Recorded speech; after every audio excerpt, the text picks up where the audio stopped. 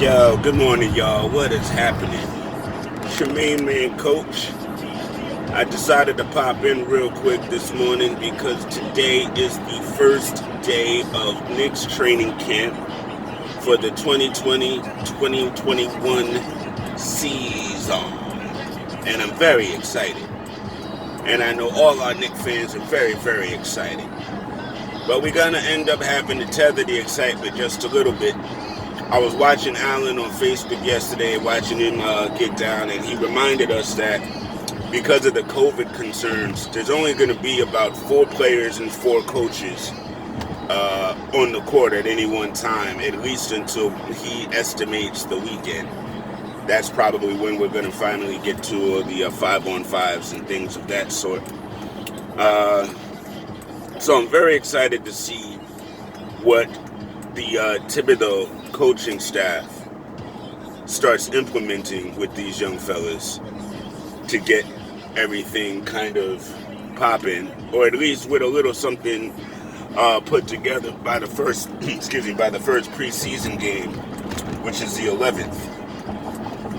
So I'm looking forward to seeing Obi and the new guys along with RJ and my dudes, and coming together. And I will say this, Knicks fans, please caution yourselves when reading materials, especially on Facebook or Twitter. Man, the trolls are out, bruh.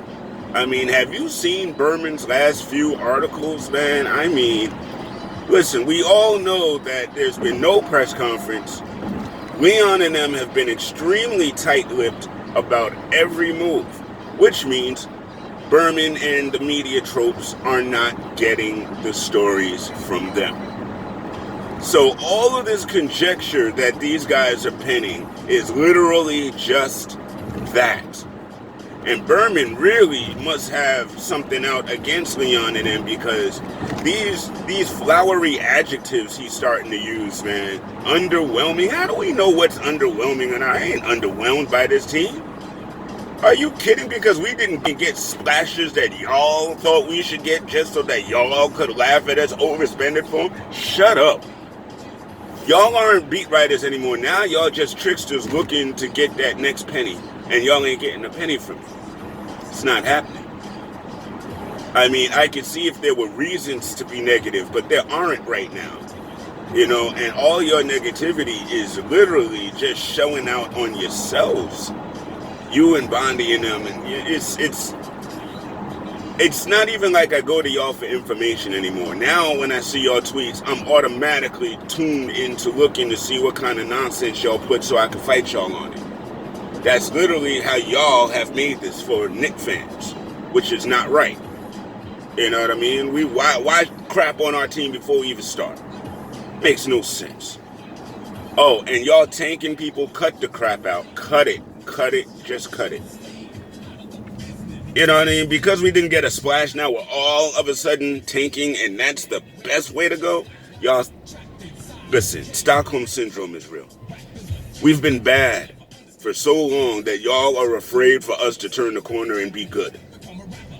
We're not going to find a LeBron in the draft. I mean, we're not. And LeBron wasn't LeBron. Well, he was. He's different. But most rooks need good coaching, a good environment, and the space to get better.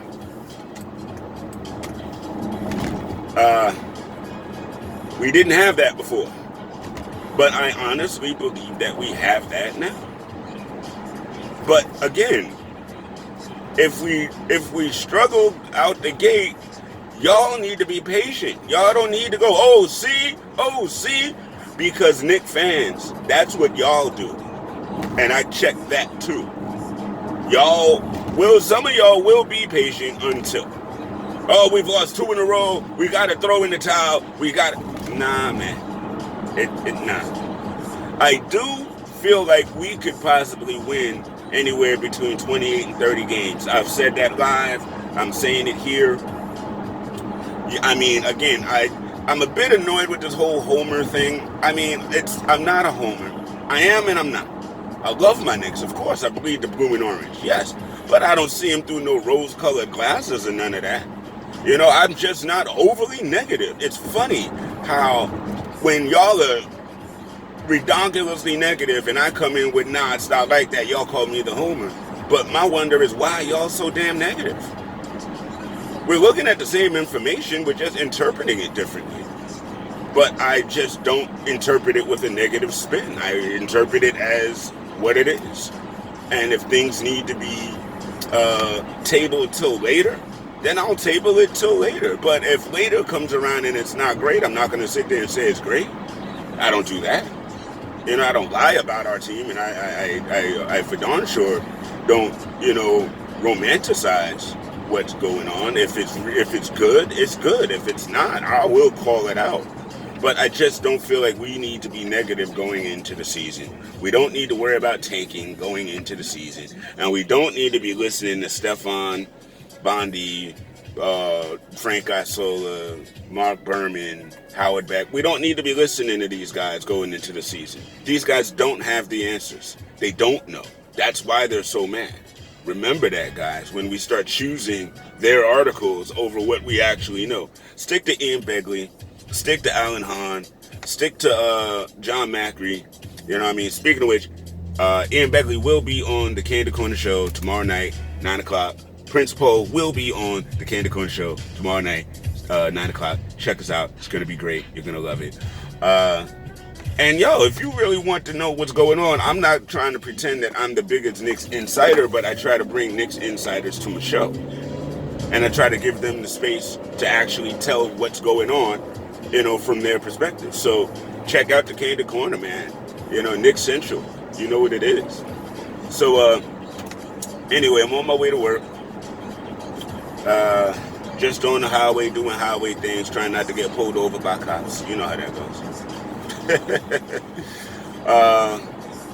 Anyway, like I said, the show is tomorrow night. Check it out, and I will see y'all later.